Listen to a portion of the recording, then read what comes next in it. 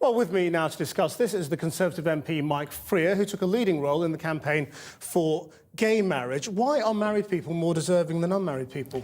I think it's still an aspiration for the vast bulk of the population to get married, whether you are straight, whether you are gay. And the Prime Minister's made it abundantly That may be, clear. but why is it more deserving of a tax break? Well, it's not more deserving of a tax break. This isn't about saying this is better or worse than any other form. It is. The tax system rewards different types of relationships in different ways. If you look at the way the government have cut tax for low earners or for those on middle income, it is saying that this is another step of building a stable society.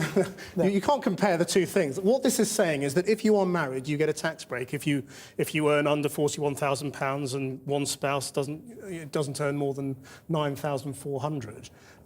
And that is saying we think marriage is more deserving of a tax break than people who aren't married. You've got to explain why. Well, there are a variety of tax breaks in the whole tax system. All of which are irrelevant. Let's just talk about this one. What this is saying is that marriage remains the building block of a stable society, and we believe that the system should recognise that this remains the gold standard. So it is better. It's the gold standard. This is the gold standard of what the vast bulk of people aspire to. And so I supported marriage and equal marriage, and this is another step of saying that this government recognised marriage in the system. OK, you've been clear. You think marriage is better than not being married. Why should a widow who was married for 30 years subsidise the tax break of somebody on their fourth marriage?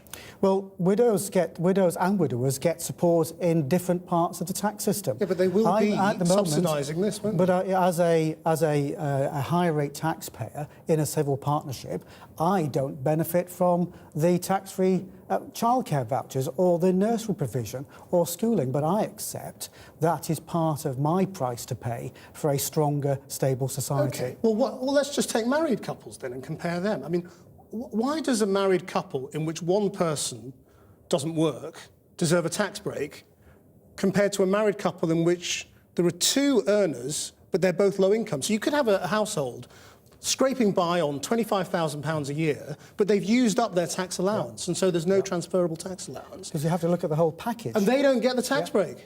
It's about using the unused allowance. That couple you just I know that's what it is, but why? But that couple that you've just described will benefit from the council tax freeze, the cut in fuel duty, the cut in income tax, the taking the lowest paid out of the income tax out of tax altogether. You have to look at the whole package, which is rewarding those who are on low pay and those who are on middle incomes as well. This is part of a whole package to support a stable society. Mike Freer, thanks very much for coming in.